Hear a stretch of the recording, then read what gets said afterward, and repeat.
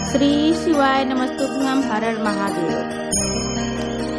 महादेव की कृपा हम सभी के ऊपर बनी रहे। आ रहा है बसंत पंचमी, जिस पर हम खास उपाय कर कर अपने जीवन से रोगों को कोसों दूर भगाएंगे। बहुत ही मुश्किल से कुछ ऐसे अवसर प्राप्त होते हैं जिसे हमें ज़रूर करना चाहिए उस दिन, उस समय, उस पूजा को, जिससे कि हमें आरोग्य की प्राप्ति हो।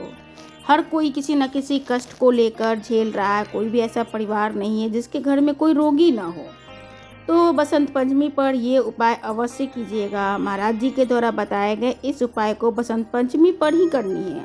तो ध्यान रहे कि बसंत पंचमी आने से पहले इस वीडियो को जितना ज़्यादा से ज़्यादा आप लोगों को शेयर करें, तब तक उनको लाभ मिले और जानकारी प्राप्त हो। दूसरा है कि हर घर में बच्चे कैसे पढ़ाई में अव्वल हो। हर माता पिता को यही उनकी इच्छा होती है कि उनके बच्चे अव्वल हो, अपने आप उठकर बैठकर अपना पढ़ाई करें तथा उनका पूरा फोकस पढ़ाई पे हो, जिससे कि वो अपनी कार्य को अच्छे से कर सके, अपने माता पिता के नाम को रोशन कर सके, आगे बढ़ सके। मोबाइल का ज़माना आ गया है, सारे बच्चों का टाइम सेटिंग बिल्कुल ख़राब हो गया है, जिसकी वजह से पेरेंट्स बहुत ही परेशान हो गए हैं और उनको बार बार बोलना पड़ता है बच्चों को पढ़ने के लिए। तो बसंत पंचमी पर पीले रंग का बहुत ही अपना महत्व होता है। हम सभी बसंत पंचमी की जब सरस्वती पूजा करते हैं तो पीले रंग की वस्त्र तो धारण करते ही हैं। साथ में अगर ये दो उपाय करेंगे तो हमारा तन भी सुखी रहेगा और हमारा मन भी सुखी रहेगा। जहाँ बच्चे अच्छे पढ़ते हैं तो उनकी माता पिता, उनके घर में दादा दादी, सभी का अपना एक अलग सा रुतबा हो जाता है कि उनके बच्चे अच्छे हैं। तथा बच्चों से मिलने वाली दोष जो हमें प्राप्त होती है कि उनका बच्चा बिगड़ा हुआ है, ये बहुत ही ज़्यादा माता पिता को दुख पहुंचाता है। तो इस दुख को दूर करें। छोटे बच्चे हो, साल भर के हो, 2 साल के हो, 5 साल के हो, 10, 15, 20, आप इस उपाय को अवश्य करिएगा इस बसंत पंचमी पर। तो आपका ज़्यादा समय ना लेते हुए आपको हम बता देते हैं कि बसंत पंचमी पर करने हैं सरसों के फूल का उपाय, जिसे कर कर हम इन 2 उपाय करेंगे तो ये दोनों कष्टों से मुक्ति मिलेगी। पहला उपाय है कि सरसों का फूल हम महादेव पर चढ़ाएंगे, जिससे कि हमें आरोग्य की प्राप्ति होगी। और दूसरा उपाय है कि सरसों के फूल ही महादेव पर इतने संख्या में हम चढ़ाएंगे जिससे कि बच्चे की विद्या जागृत हो जाएगी, यानी कि उनको बोलना नहीं पड़ेगा कि तुम उठकर पढ़ लो। अगर वीडियो पसंद आए तो ज़रूर एक लाइक कीजिएगा और कमेंट में श्री शिवाय नमस्तुभ्यम या हर हर महादेव आप अवश्य लिखिएगा। अब आप अपना सुझाव भी वीडियो में ज़रूर दीजिएगा। तो करना क्या है, आइए चलते हैं।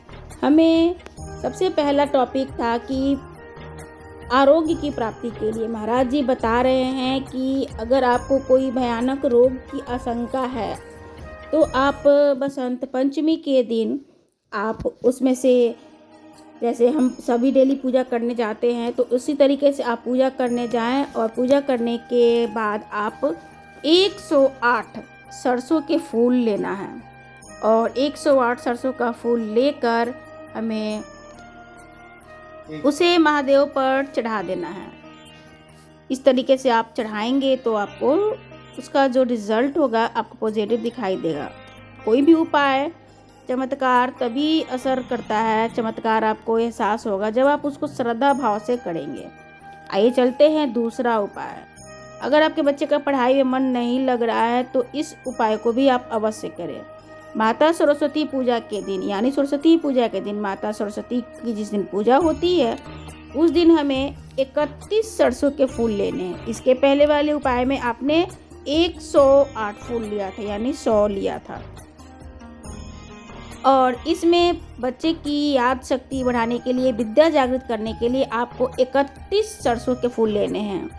और 31 सरसों के फूल लेकर हमें जिस भी विद्यार्थी का पढ़ाई मन न लग रहा हो, जो बच्चा आपका बात न मान रहा हो या बहसबाजी भी करता हो, उस बच्चे के हाथ से आपको शंकर भगवान के शिवलिंग पर चढ़वाना है। तो माता सरस्वती, माँ शारदे का नाम लेकर जरूरी से उपाय करें। माता शारदे का नाम लेना बहुत ही अनिवार्य है।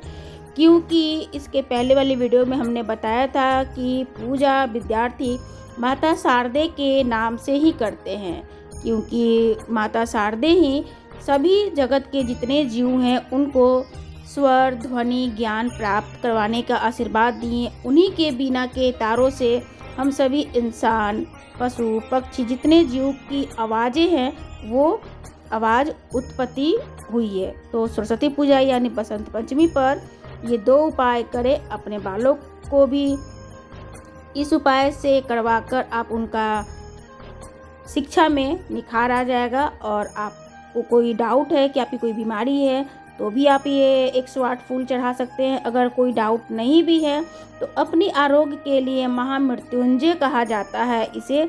इस सरसों का फूल आप शिवलिंग पर चढ़ाएं। आशा करते हैं कि जानकारी अच्छी लगी हुई होगी। कमेंट में ज़रूर आप श्री शिवाय नमस्तुभ्यम जरूर लिखिएगा और वीडियो पसंद आए तो लाइक कीजिएगा। और बसंत पंचमी आने में 3 ही दिन देरी है तो आप इसे जितना ज़्यादा से ज़्यादा हो उसे शेयर भी कीजिएगा। फिर मिलते हैं एक नए विषय के साथ, तब तक दे विदा मुझे। मैं शिप्रा। जय श्री कृष्ण। राधे राधे। जिस दिन जो बच्चा पढ़ने में कमजोर होता है उसके हाथ से बसंत पंचमी के दिन सरसों के 31 फूल शंकर जी को चढ़ा दिए जाते हैं तो बच्चा पढ़ने में अव्वल निकल जाता है। उसके बच्चे को कभी नहीं कह सकते कि पढ़ने बैठ, वो खुद बैठेगा। केवल बसंत पंचमी का दिन, एक ही दिन। सरसों का जो फूल होता है 108 सरसों के पुष्प से भगवान शंकर का श्रृंगार किया जाता है या शिव को समर्पित किया जाता है। अगर डॉक्टर बोल भी देता है कि ऐसा लग रहा है कि कोई बड़ी बीमारी आने वाली है, शरीर में कोई ऐसा रोग आने वाला है कि ये बहुत बड़ा रहेगा, हम उनको हमेशा कहते आए हैं कि प्रयास करना कि बसंत पंचमी के दिन सरसों के फूल 108 शंकर भगवान को चढ़ जाएं। उसके बाद जांच करवाना प्रारंभ करो, बड़ी बीमारी नहीं आएगी, बाबा उसको टाल ही देगा। उसका नाम महामृत्युंजय है। पहले भी बैतूल की कथा में कहा था कि सरसों का जो पुष्प होता है, कोई आप कार्य करने के लिए जा रहे हो, कोई ठेकेदारी करने के लिए जा रहे हो, उसमें भी सरसों का पुष्प देवाधिदेव महादेव के लिए बहुत प्रबल है।